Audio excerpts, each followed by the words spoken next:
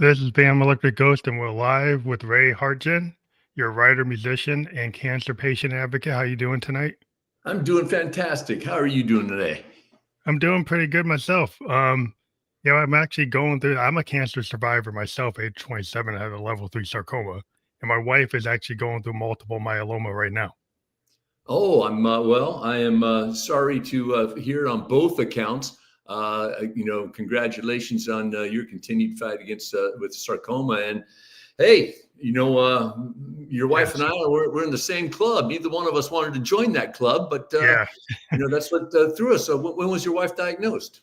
she had multiple surgeries a couple of years ago, and the level of multiple myeloma, it's not smoldering, but it's smoldering, and it's not multiple, but she's on the scale where she's like her numbers are coming back, where Yeah. they put her on the immunotherapy with a lot of different kind of steroid type medicine for now, because they did a bone marrow check, and then it did some blood test, MRI, and then her numbers started creeping in the wrong direction. So now she's on a preventative therapy. She's not totally full blown, but she's not out of the woods. She was like in a remission and sleep, creeping back a little bit. Yeah, by all means, if she ever wants to, like reach out and talk to me, actually anybody in your audience, wants to reach out and talk to me about anything, but particularly about cancer, and very specifically if it's around multiple myeloma, please have her feel free to get a hold of me. My contact information is in the book, and I can be found at Ray Hartjen on all social platforms. Keith, it's been one of the honors of my life, actually, in the last handful of years, to be of service to the patient community. Yeah. And, it's, leading Heart Center, Heart Forward, and being a service. It's been, like I said, very rewarding. It's been an honor. Just this last couple of weeks, I've connected with a handful of patients in Iran, of all places. Oh, wow. I've had patients reach out to me through various social channels from New Zealand and South Africa, Eastern Europe, and it's been great. So I enjoy speaking with patients, sharing with them a little bit about my story, and also understanding their story and seeing what we can do to help each other. We all get something, right? And it takes a village. What can we do to help each other get through this? Well, I think it's interesting. You wear a lot of hats, and I think my family's the same way. We're all creative. My wife is a disability advocate. She's a playwright. She's an artist herself. My daughter's a graphic artist, and they run basically an organization that helps disabled artists, and they do virtual galleries for disabled artists around the world and get their art to be able to present it. So, and I wear a lot of hats myself. Software design, podcasting, and music production. So we're kind of all in the same space. Based on your background, I can see all the guitars behind you, and you've been involved in a lot of things. So I don't know where you want to start your journey, because you're a writer, you're a songwriter, you're an advocate, and you've been in business. So where do you want to start with your story? Yeah, I think the place that I wanted to speak with you the most in your audience today is taking a step back. All of us taking a step back to the way we were when we were children, right? And Keith, we had this, this wonderment of learning. We didn't go out maybe consciously thinking that, hey, today I'm going to learn. We were just amazed by all the learning opportunities in front of us, right? And, we had this beginner's attitude, right? So you see something, you didn't understand it, you dug into it a little bit more, and just always fascinated with learning. As we grow older, we kind of forget those types of things. We've been there, we've done that, we've seen it. I know the business knows me, and that type of thing. We lose that beginner's attitude, but we have this fancy word for it. It's called growth mindset, right? And sometimes as we, go along in our professional careers, or as we develop, personally, we think about this growth mindset that we might have, when really it's kind of the beginner's attitude. It's acting like a child again. It's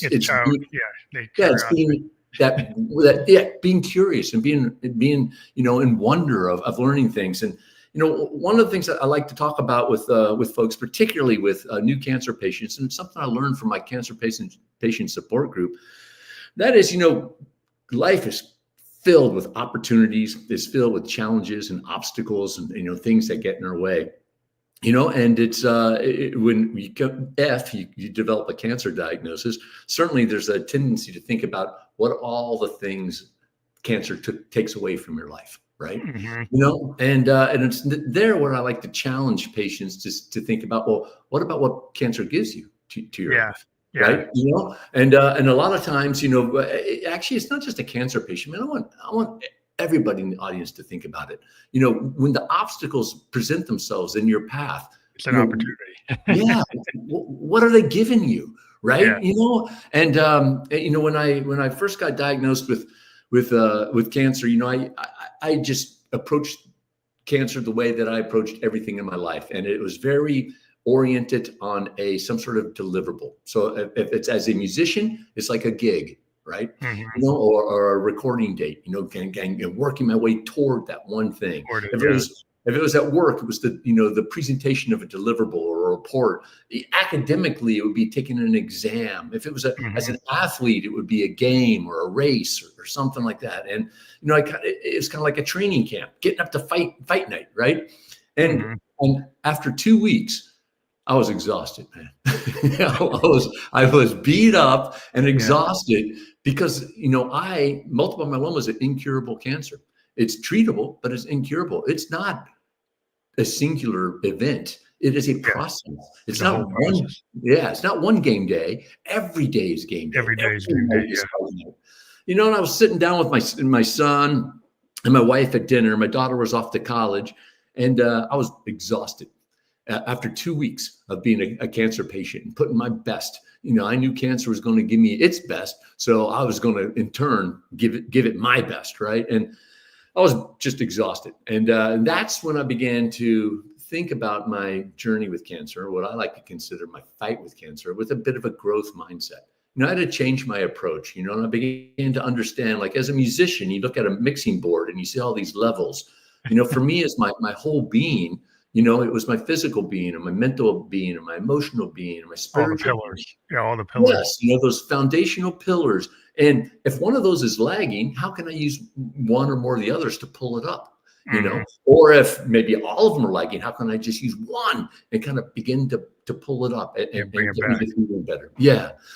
So, I began to realize, just a couple of weeks into my fight that how about approaching a growth mindset on what my health has given, and seeing what can it add. When I was diagnosed in March of 2019, I had a lot of roles. I was a husband, a father, a son, a brother, a teammate, a bandmate, a boss, an employee, all these roles.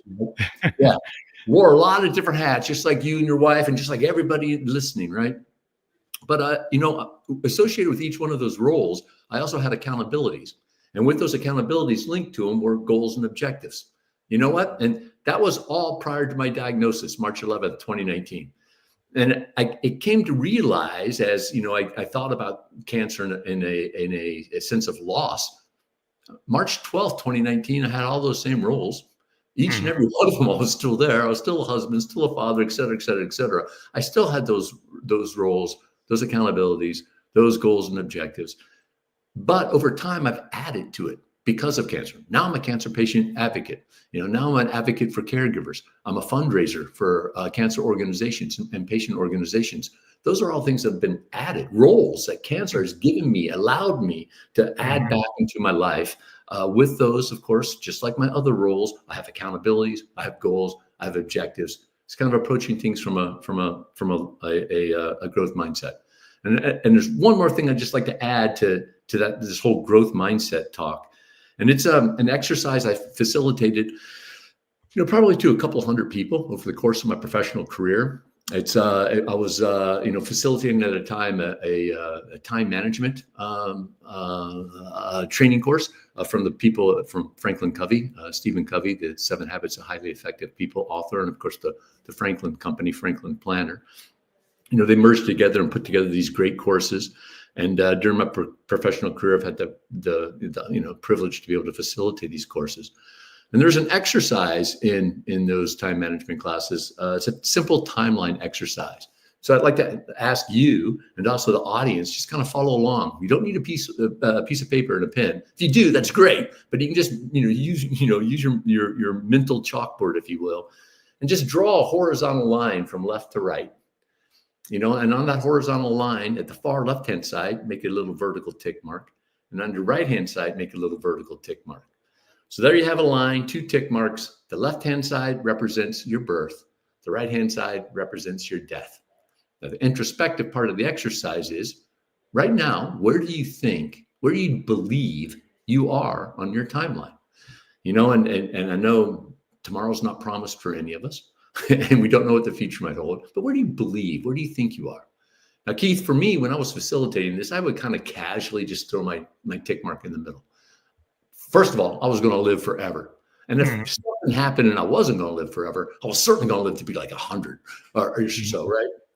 My diagnosis of multiple myeloma, when I revisited this as part of my idea of attacking this with a growth mindset, I recognized and had to admit to myself that my tick mark now is much further to the right than what I probably thought I was. Yeah. Right.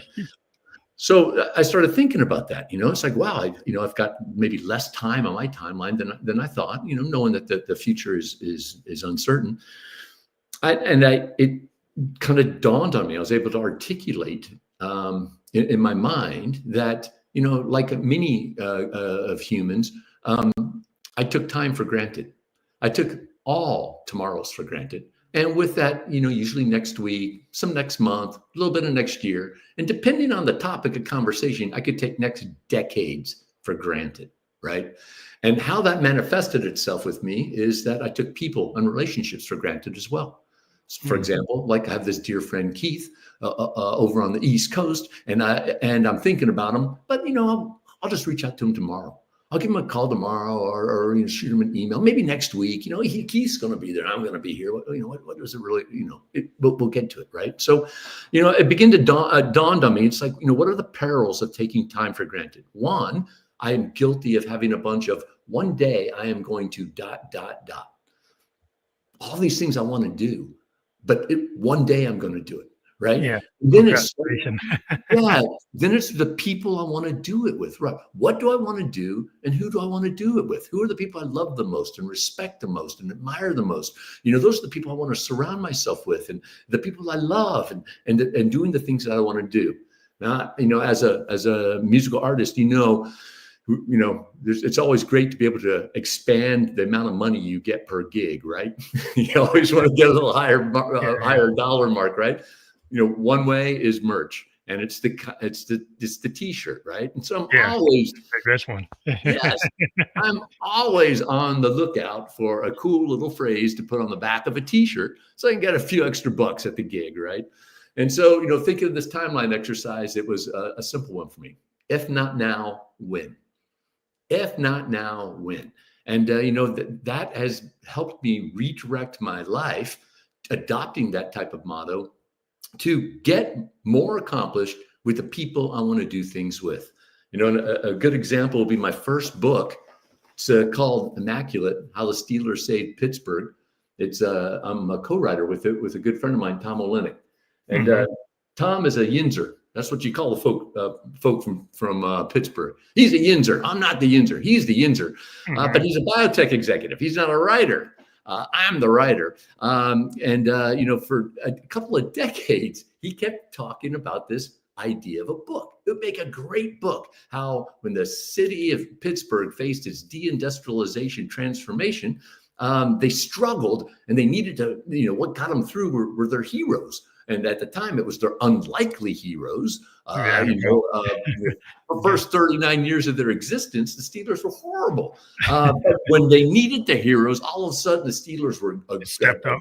Yeah, all of a sudden they were there, and they were built in the image of the city. They were tough, hard nosed, gritty, blue collar, bring your lunch pail to work, take a shower after work, not before work type of football team. Just like all the people involved in the steel industry, right? So, thinking about the if not now, when, after about the 1 millionth time I heard Tom talk about this book and wanted to make a great book, I grabbed him by the shoulders and said, Tom, if not now, when? Just do it. let's start it, right?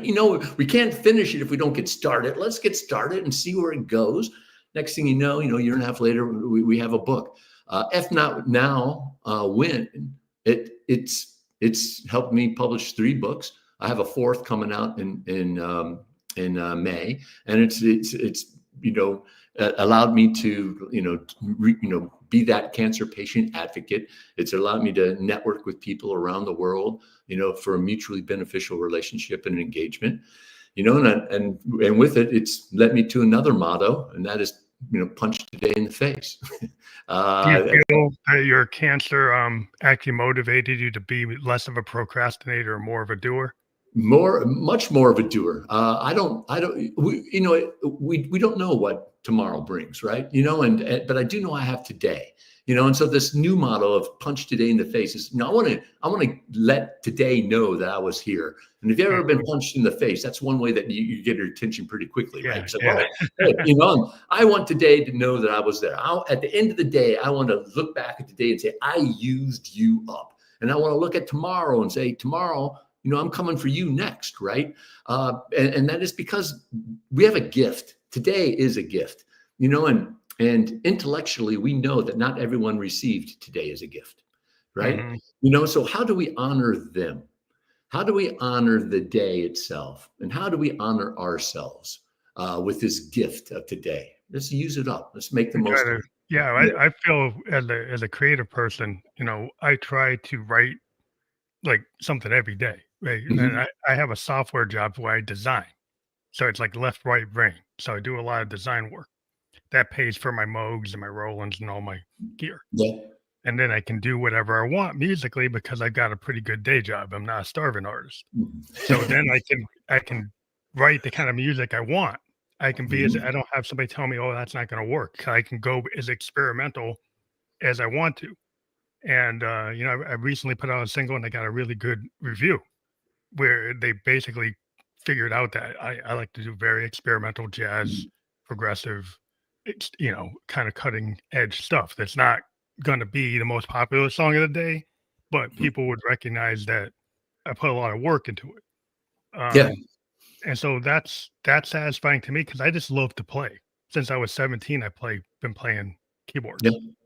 And like if you can do it because you love it, not because of what it's gonna supposedly do for you, but if when you put it out in the world, then people find you. It's like law of attraction. Yeah. People, your tribe, the tribe finds you. That's right. And it's whatever you're passionate about, right? All you out there, listening and watching, what's the thing that you want to do? What are you guilty of saying, one day I'm going to ... What about that ... And sometimes it's staggering, the amount of effort that you think might be put into it. It's like, oh wow, I would love to write a book, but I don't have the time, right? Like, how am I going to create, a couple 100,000 words? Well, first of all, I got something to tell you. Nobody writes a couple 100,000 word books anymore. I learned that quickly with the Immaculate, the first book, is that, we went to our publisher and said it's 133,000 words. Like, oh, that's a lot. And I'm like, what do you mean? I actually held up a copy of Tolstoy's War and Peace, right? And I said, this book is over 1,000 pages long. He goes, you know what? Nobody buys War and Peace anymore. We want a book to be about 80,000 words. Well, there's no way Immaculate was going to go on the diet from 133,000 to 85 or whatever. It did get cut down to 130,000 words. But, one thing I wanted to tell you is that when, if you're out there and you're procrastinating a little bit because you're looking at the expanse that you might have to do, take a step back. You'll never approach the finish if you don't start. It's not about finishing what you're doing.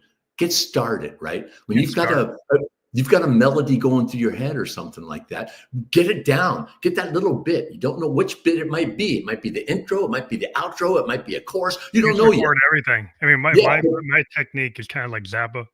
Zappa just used to record everything. Yeah. And like Neil Young. And so I'm in my bedroom studio and I got multiple multi-tracks everywhere. And my whole thing's wired up. And anytime I can jump on my piano and boom, it's already recording whatever I'm doing.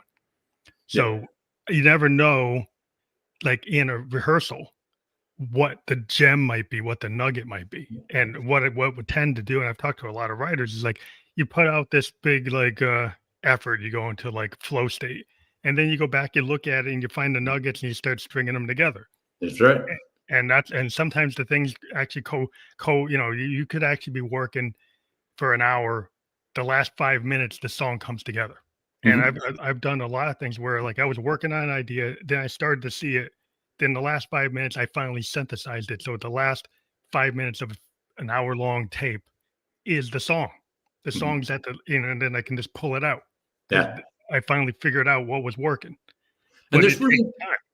I think, well, yeah, it takes time. And I think what's interesting about it, I think we both have a similar type of creative processes when it comes to music in particular, is that, sometimes you've got a little hook in your head and, you've developed maybe a chorus of a song and you start there and build up the rest of it around. Or other times it's, a title like, this would be a cool song title. It's something that just comes up in your head and you create from there. Sometimes Yeah, it's the music that drives the lyrics for me. Sometimes yeah, it's the lyrics that drives the music. Sometimes I start at the very beginning of the first verse. Sometimes I start with the chorus, work my way to a bridge, another chorus, and then like how do I filter the rest of this in? yeah. And Whatever serves the song. Because a lot of people ask me, like, well, do you use a voice memo? Do you use a multi-track? Do you use the DAW? Do you use this? That? A lot of times I'm just on my Moog, yeah, is coming up with sound design, right? Spending time just actually coming up with the tone. yeah, And then once I come up with the tone, then I'd be playing with all my drum machines and my drum sets, and it's like, oh, I'm gonna say, it's like, does the song deserve like an 808? Do I actually need to get on the kit? So mm, some songs I could do with an 808 or 909 or whatever, or CR78, or sometimes I actually jump on a kit because it needs a real drum. And mhm. it kind of depends on where my head's at. Like, what am I trying to do? And so you never know where the song's gonna come from. It's like wherever your head's at. Like, as if I'm in this kind of mood where I'm trying to do some kind of Sun Ra experimentation, or I'm doing Velvet Underground type stuff, or I'm doing Funkadelic inspired stuff. It's like wherever my head's at is wherever it's gonna be. Yeah, for the last maybe 7 or 8 years, I've been my guitar playing has been primarily acoustic guitar playing. So I'm less of a tone chaser than I was as a younger guitarist. Where constantly messing and trying to find that right tone. Now, maybe it's a difference in strings and a timbre, a different in the Mhm. type of acoustic guitar I'm playing. But same thing with me. If I'm playing guitar, I'll try to Yeah. capture very quickly on my Zoom here. If it's, sometimes it's, it's a, voice memo really fast but then a lot of times my computer's almost always up and running, Yeah, so it's you just get running started to a on, Google document really quick and throwing type it it out, out, maybe throwing a lyric out. So that tends to be where I store my start with lyrics. some words. You like to Yeah, and then start with some words? whatever I might be throwing around, and what it's like, just warming up, on the guitar we call it noodling. I don't know what you Yeah, might call yeah. it on the keyboard. The Uh, piano's the same thing. I mean, yeah. because a lot of times if you're a piano player, it's the same thing as acoustic. Like, I have my piano like under here, and Mhm. here's my mic, and I got my recorder on the other side. I got like a multi-track. So I just hit the multi-track and start playing chords. And a lot of times when you just running chords, running Mhm. different arrangements, and then suddenly like, oh, I got this idea. So I'll Yeah. start just I might even hum it. Might have and I might have a couple of phrases, and then it will start to kind of evolve. And it's like whether I keep that vocal or not, it's just kind of like it's just a scratch track, Mhm. Yeah. just to kind of give me a guide. Like, here's where I'm kind of going, and I can always throw it, get rid of it, or knock it down, or move it into a different place. But it's kind of a scratch pad, and I feel like it's useful to have that mic there at the piano Yeah. so I can capture whatever I'm noodling at. And I love those placeholders. I love the stories. Recently I read that Paul McCartney noodling around writing yesterday.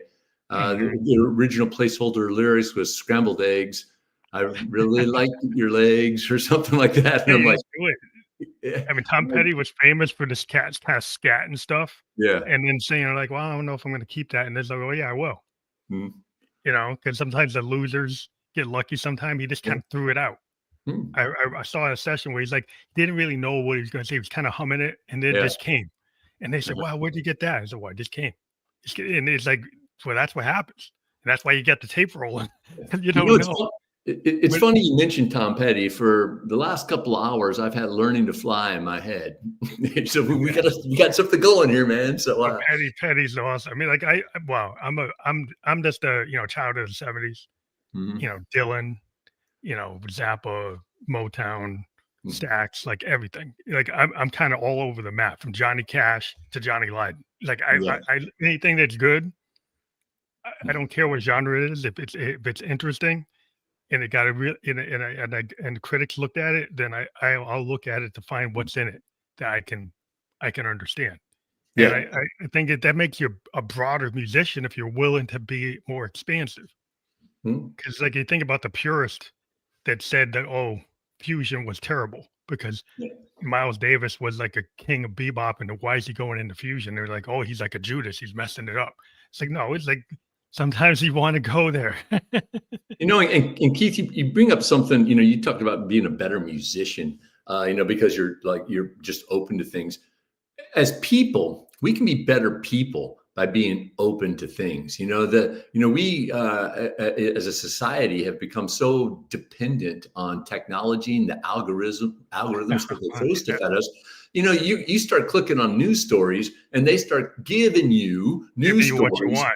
Give you based on what they think you want, which is the stuff that you click on, right? And so, it's good for us as individuals and as a society collectively to get away from our usual clicks and go out and try to see a different perspective. Yeah, get outside the norm. Well, get out the box. My wife, she had an aunt, and I really enjoyed speaking to this woman when she was alive. Every year, she would subscribe to 5 different magazines that were kind of like off her beaten path. This was back when people used to read magazines, right? So her Aunt Catherine would get these, magazines, some of them monthly, some of them weekly, but there would be stuff that she wouldn't ordinarily read. Yeah. For example, if she wasn't reading Atlantic, she'd get it. Yeah. New Yorker. I remember once it was the Rolling Stone. Here was this 85-year-old woman reading Rolling Stone magazine, just to be aware, what are other people writing and reading and, listening to and watching and things like that. And going back to what we talked about earlier in that growth mindset, approach things with a bit of a beginner's attitude, and then having that open mind to be able to I get in the habit of listening. I'm a child of the 70s as well. I was born in 1964, but the music that really floats my boat is hair metal, LA hair metal. Hair metal, you like that?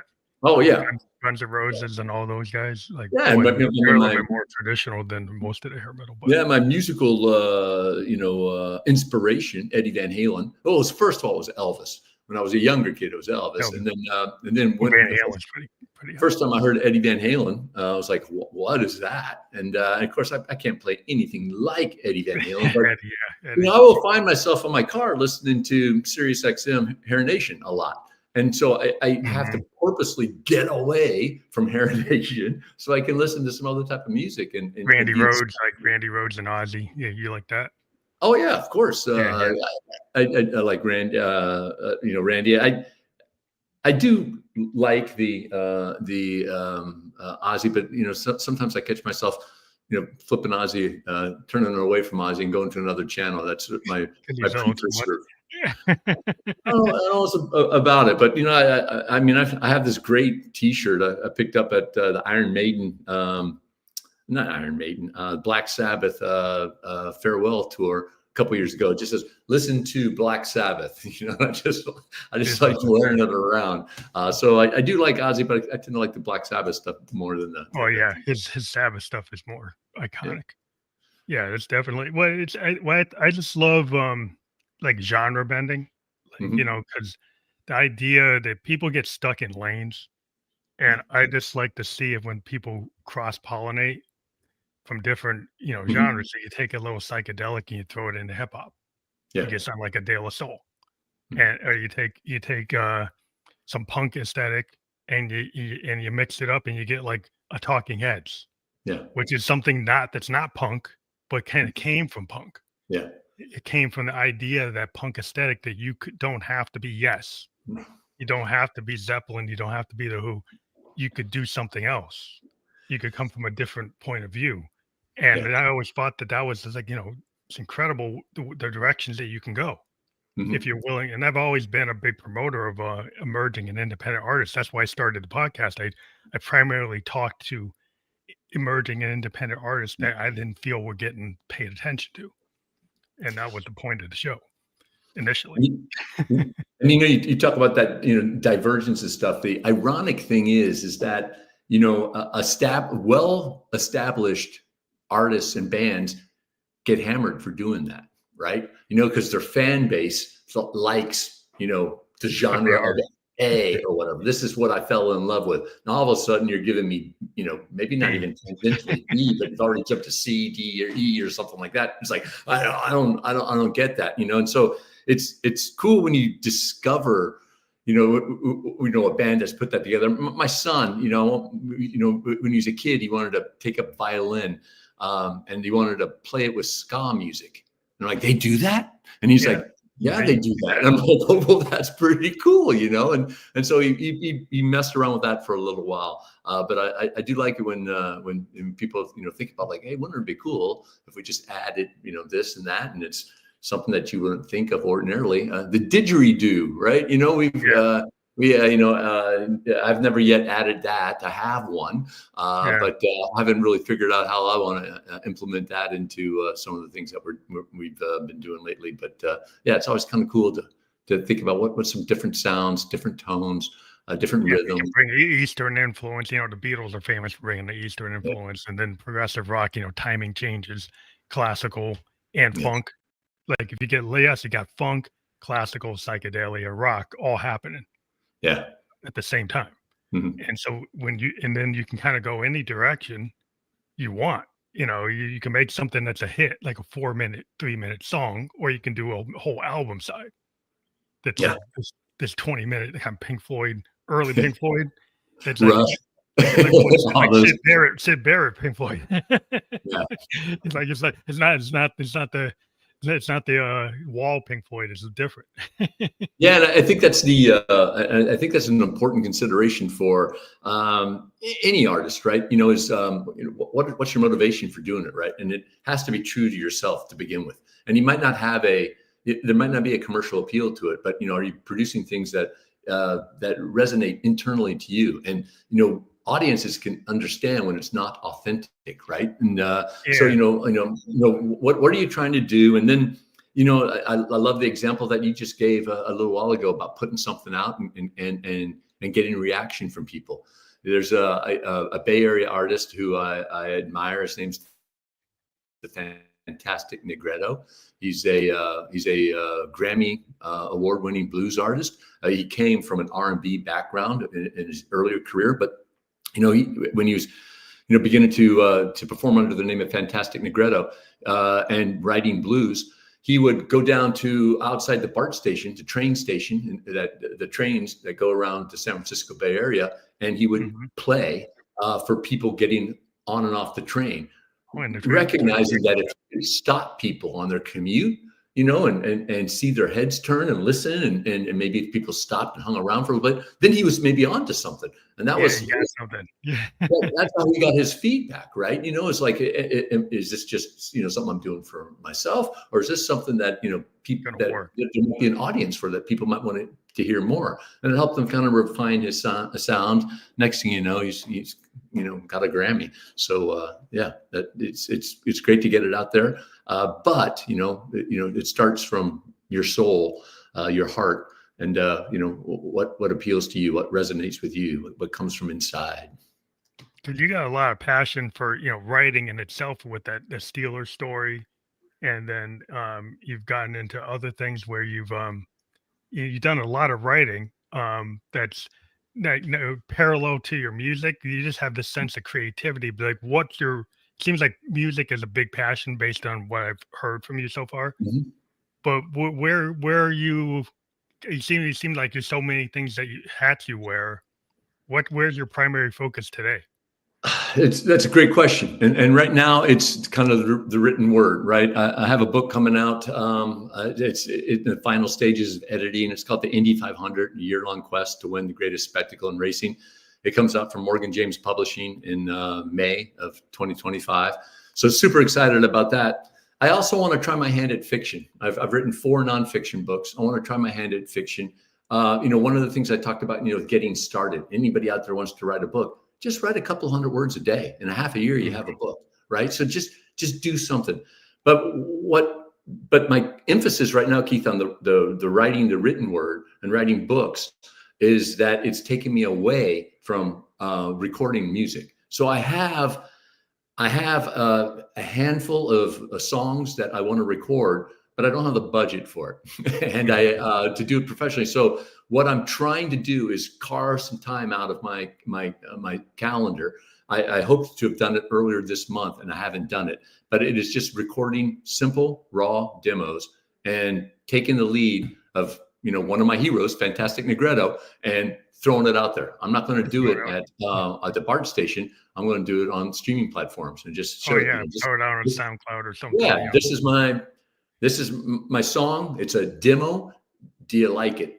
Is it? Yeah, it's a good way to get like a beta reader. Like there's ways that you can kind of get an underground audience. Mm-hmm. Well, I want to get the feedback. If I'm going to invest in having a producer produce it for me. It's good to get that initial feedback. Is it worthwhile? Or would somebody else like to produce it for themselves? Do you like this song? And I can give it to you, and maybe you might want to record it and produce it. So I just want to get that music out there. But you ask a great question, and it's a bit of a turmoil for me, a conflict, because these are things I want to do. I'm focused on punching a day in the face, if not now, when. And I have this music I want to get out, but I'm also been tied up in there's this. A lot of production that goes into music. There's production that goes into a book, but I think once you've written books and you've already got agents and you're in that process in the pipeline, it's probably like a more like you've got a flow there that once you get it done, you can get it out.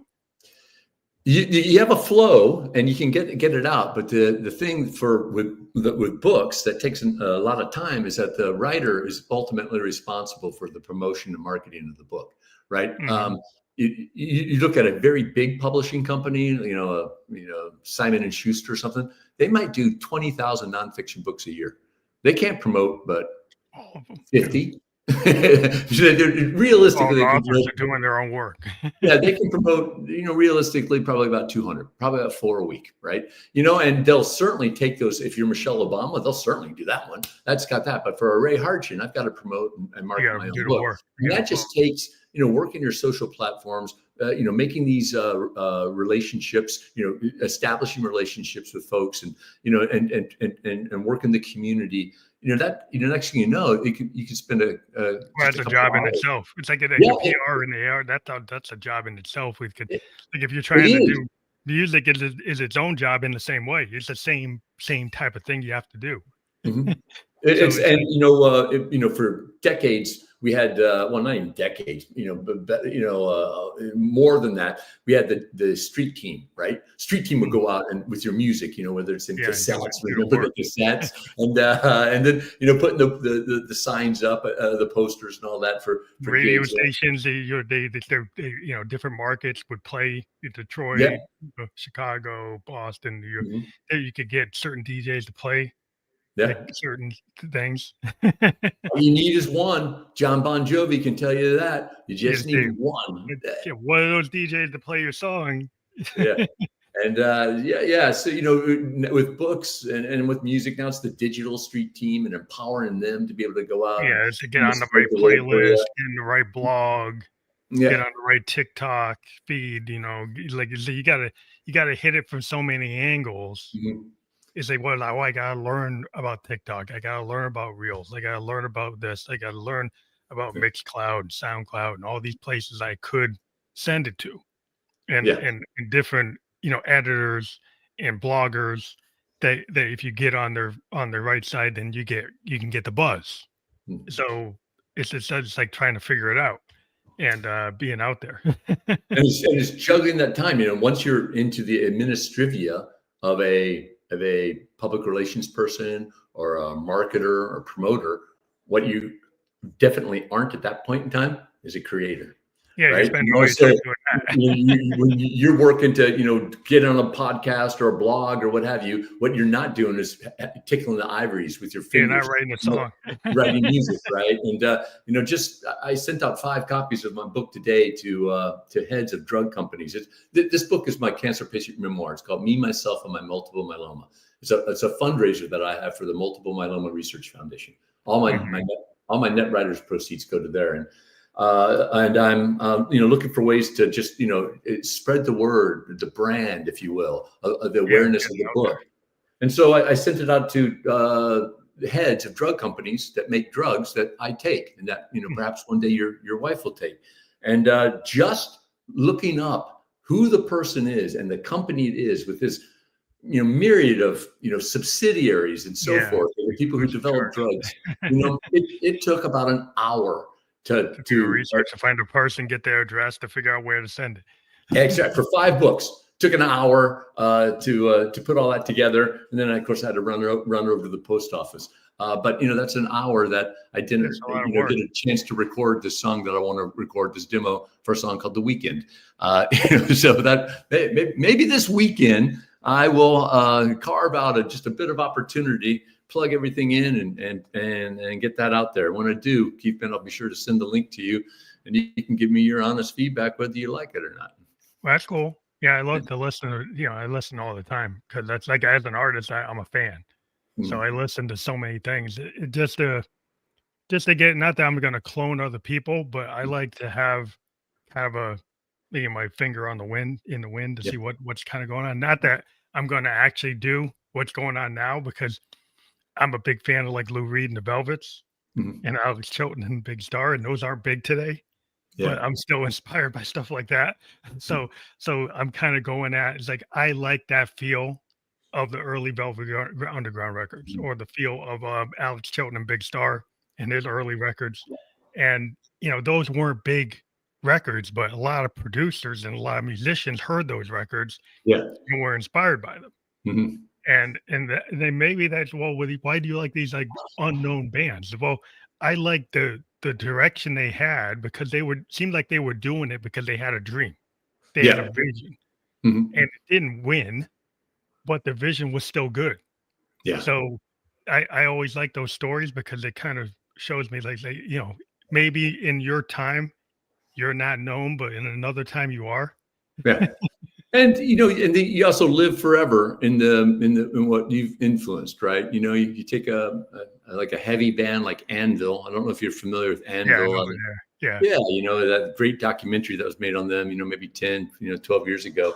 But you see, they live forever in the influence of the heavy bands that came behind them. Anvil never really made it big themselves, right? Themselves, Velvets, like the Velvets of that type of, the Velvet Underground is like the example of like the band that influences all these other bands but never really made the money. Yeah. Because like Lou Reed goes like, all these bands, all these people said they love me. I wish they would have paid me. I think it was a quote where he said that. It's like, it's great that all these people said they love it. It's like, I never saw the money. Love is good, but it doesn't put groceries on the table. It didn't pay the bills, but when it comes to the NASCAR, are you a NASCAR fan? How did you get involved in writing the NASCAR book? Actually, it's not NASCAR book. It's an IndyCar book. Indianapolis 500 is an IndyCar book. And IndyCar. But were you a big Indy fan? I am, and I will give you the reason why. This is the reprint of the book. You remember way back when we were kids? I think they still have it today. I'm not sure. But remember the Scholastic America catalog? I used to get everything from Scholastic. I was one of those kids buying that stuff all day. Yeah. So, your teacher would give you these little paper thin catalog, these super thin pieces of paper you could see through. Everything I could get. And it's like, wow, I want to, you go home and you beg mom and dad for like $1.10 or whatever.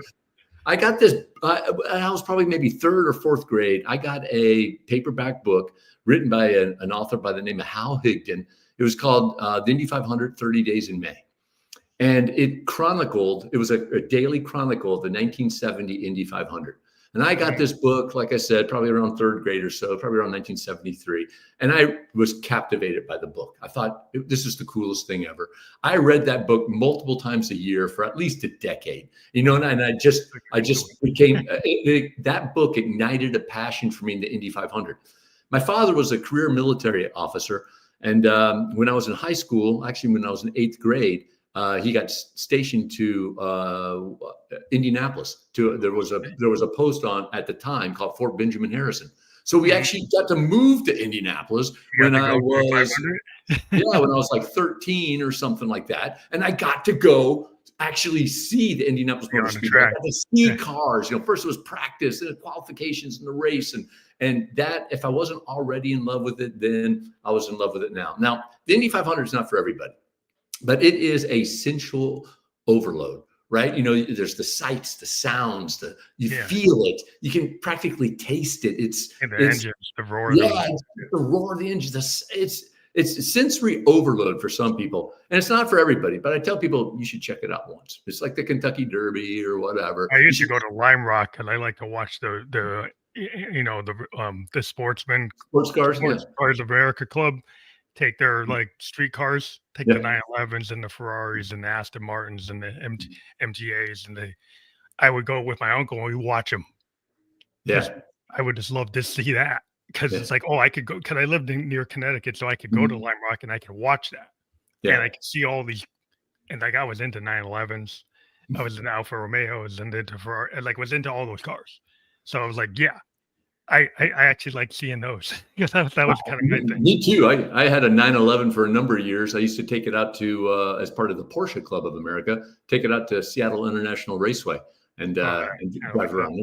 It wasn't racing, but it was driving fast on a road circuit. It was great. But that book ignited a passion in me. I've been a ticket holder at the Indianapolis Motor Speedway for the Indy 500 for almost 40 years now, and I always wanted to update that book. The book that I read was a chronicle of the 1970 race, and practicing what I preach. If not now, when? I thought, what? If I'm going to redo this book, how about if I redo it for the 108th running of the Indy 500? The Indy 500 that was just ran on May 26th. So you did it from that perspective. Yeah. So my book starts from the last 2 laps of the 2023 race and goes all through the year to the 2024 race, and then ends at the victory celebration banquet the day after.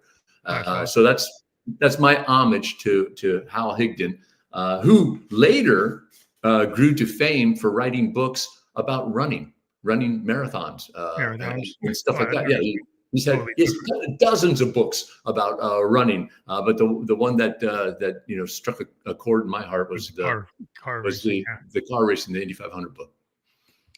That's interesting. Like how like you said, like sometimes writers, he wasn't pigeonholed to just writing about cars. He went to a different direction. So that's interesting. That that's you never know where you're gonna go.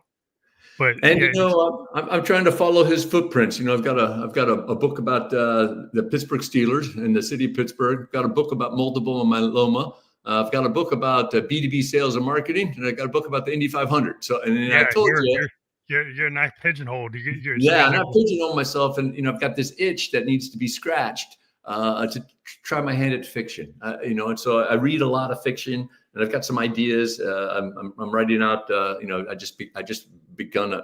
I've actually got 2 fiction works in progress. But one that I've been spending time on recently. So I'm trying not to pigeonhole myself, trying to get it out there.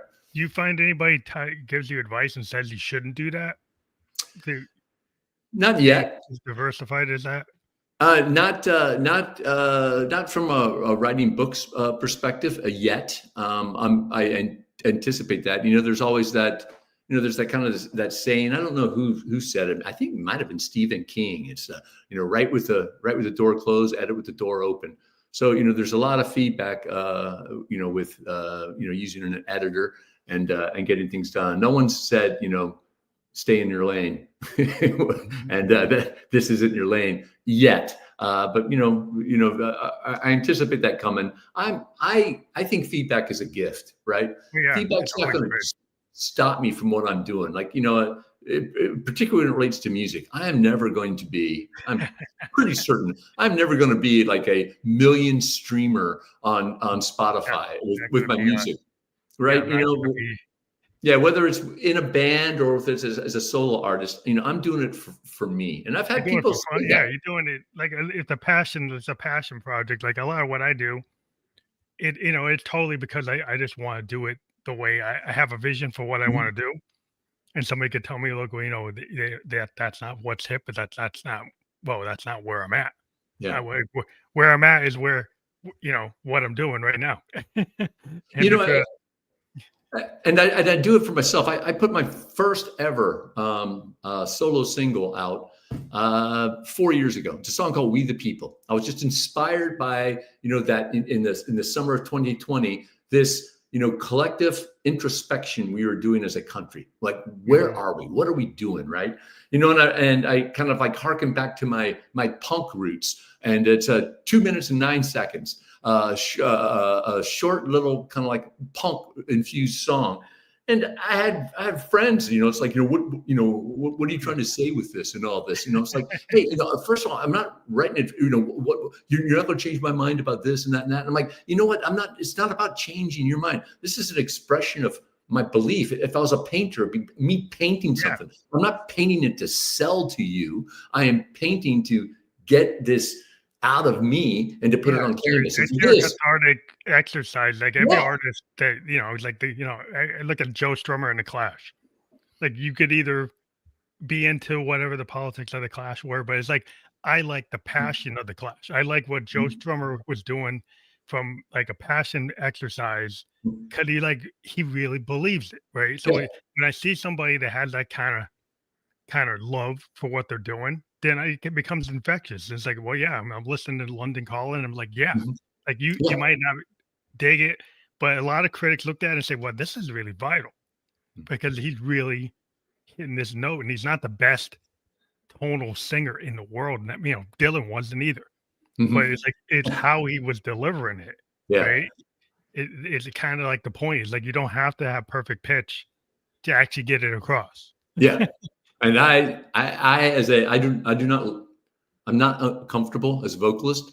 But when I do stuff as a solo artist, I do have to do it. And hey, I don't have perfect pitch. I don't have even close to perfect pitch. And even some of the meds that I take affect my voice and makes it Mhm. more hoarse. But maybe that makes it better.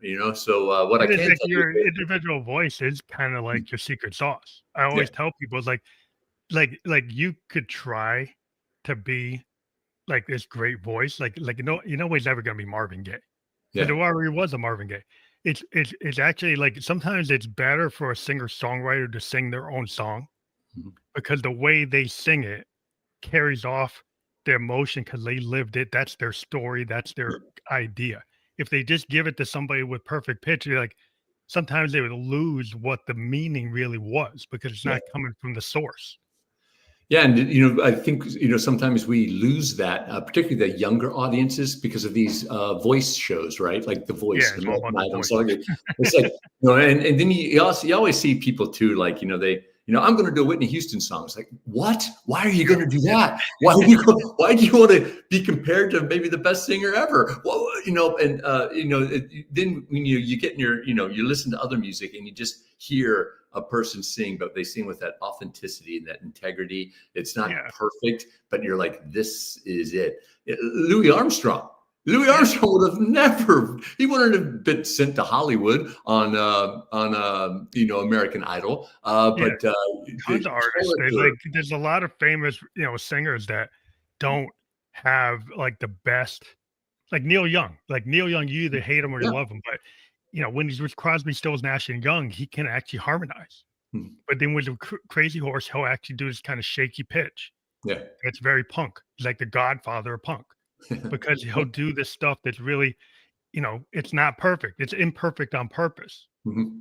And it's like there's nothing wrong with that. But there was a belief that you couldn't do that. But then people like him started doing it. It's like, well, you And you can have a song like Tonight's the Night. You can have a mhm. song where you're not, technically, vocally, sonically perfect, but you're actually carrying off a lot of emotion.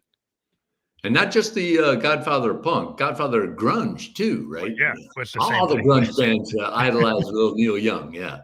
Yeah. I mean, it just inspired like the grunge is like the reawakening of punk. Yeah.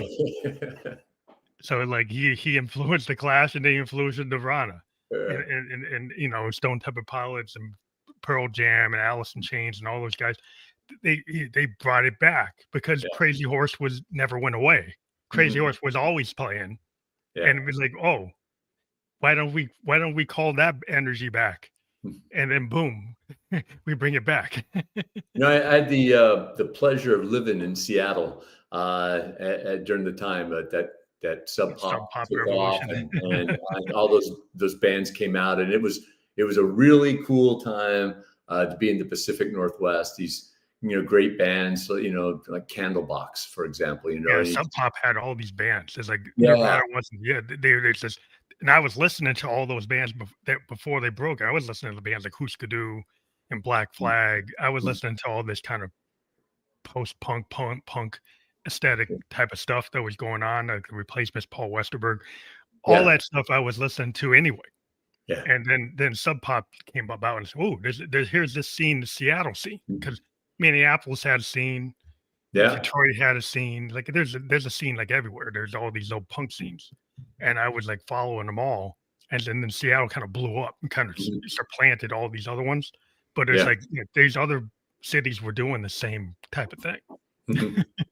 Yeah, everyone's you just say Minneapolis. That's a Husker Du place, wasn't it? Yeah, Husker Du. Yeah, it's Bob Mould, Grey Hart. It'd be cool to get in like an old square body pickup truck and just take this meandering like a 3-month-long road trip to different spots and just immerse yourself into like the regional hyper local music scene. What's going on in Santa Fe, New Mexico these days? There's underground scenes everywhere, and I mean I pick them up in like Amsterdam, Berlin, Ireland, UK, parts of China, Tokyo. I actually lived in Tokyo, and there was sections of Shibuya where these punk bands were playing, just as sound like Sub Pop type stuff. They were being influenced by us, and then taking the Japanese perspective and doing it. So I was always like, wow, this is really cool. Yeah, to see how far this stuff goes, because it was like in Iceland, Netherlands. It's like it's everywhere. Like, and so you might not see it here, but then it's over there. Yeah. It's just cool to I think people should explore as much as they can, because like you shouldn't be limited by your location.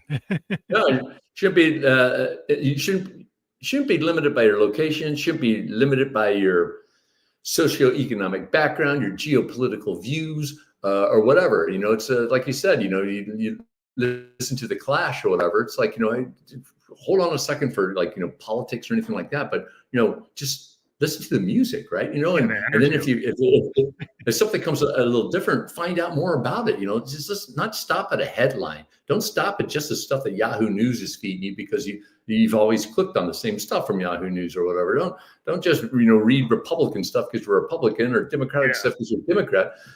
Expand your mind. Be willing to kind of be a critical thinker. Yeah. Because when I went to college, is like I was a liberal arts major, but I was like political science, sociology, and then I got into computer science. But one thing it did teach me is how to learn. Yeah. And in my job, I have to learn all the time. I do, went from COBOL mainframe to blockchain to now I'm getting certified in AI. Right. So I'm doing like every time in the industry I'm in, I have to relearn. I have to be a student or you get replaced. So it's just the nature of the work it's exponential. The technology shifts. And so in order to progress, we have to learn. So it's not a choice of like, oh, I don't want to do it. It's like, well, you kind of have to do it. Yeah. And it's going back to the way we started out our hour, right? Talking about that growth mindset. And, it's something happens to us. And I don't know where that age comes from, but, once we start thinking we know everything. So I'm going to say teenage years. I know everything, right? Even though, you're not even close to knowing everything, but it feels like I know everything. And you kind of put that pursuit of growth away, and if we all just took a step back and acted like a beginner again, asked questions and listened and just kept our eyes open. And, you have that sense of wonderment and learning that we Willingness all to know, enjoyed as a like, kid. what you don't know. Like a part of like our magic in our software is like we have to be willing to admit what we don't know and Mhm. what we have to learn Yeah. and do iterative development because it's not going to be perfect, but we can fix it with dot one, dot two, but dot three, dot four, dot five. Yeah. So since we do iterative development, our design is never done because anything that comes in the future we can actually handle and release a update. Yeah. And so it's a growth mindset in this agile kind of mindset. It's like I can keep on doing iterative development till the whole foundation shifts. Yeah. And right now we're in the middle of a foundation shift, like from like artificial intelligence shift is in blockchain structures are changing the old IT structures. And so there's a lot of like foundational shifting going Yeah. on, but you still have to have some core knowledge and be willing to say, hey, I don't have to be replaced. I can Mhm. use that business knowledge and then apply the new techniques, and they still need to know that foundational knowledge to implement the new stuff. Yeah. And where I am, it's a test and learn. I'm a content creator, right? And it's testing and learning, putting things out to your targeted audience, gauging their reaction, their engagement, and continuously improving, right? And it's, that's, it's kind of the same mindset with the iterative process from a software development perspective. I've spent the last 10 years marketing software and, and with, being, content around it. But just, hey, be willing to test and experiment, continuously learn, improve, and then repeat. It's a repeating cycle. Rinse and repeat. That's Yeah. what you got to do. Yeah.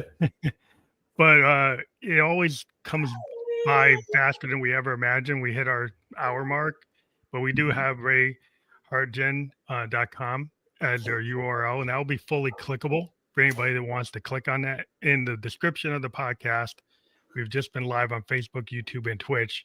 So if people click on that, I'm sure that's how they can get to your projects, right? Yeah, you can reach me at my website. You can reach me on any of the social platforms at Ray Hartjen, and my email is rayhartjen@gmail.com. If there's anything I can do for you out there watching and listening, particularly as it relates to being someone that's going through a serious illness or chronic illness, let me know, because it's truly been the honor of my life to be able to reach out to patients, particularly cancer patients and multiple myeloma patients. And my contact information is in the books. Reach out to me, and I'm Ray Hartjen at all social platforms, with the weird exception of TikTok. I'm Ray Hartjen 5 on TikTok, and I don't know if I just got too fat fingered when I signed up or what, but you'll find me. You'll find you though. Okay. Yeah. Well, have a good weekend. I do appreciate you being a guest on the Family Electric Coach podcast. I appreciate the opportunity. Thank you so much. I love what you do, and it's been a thrill for me to be part of it. So thank you. Thank you. Have a good night. You too.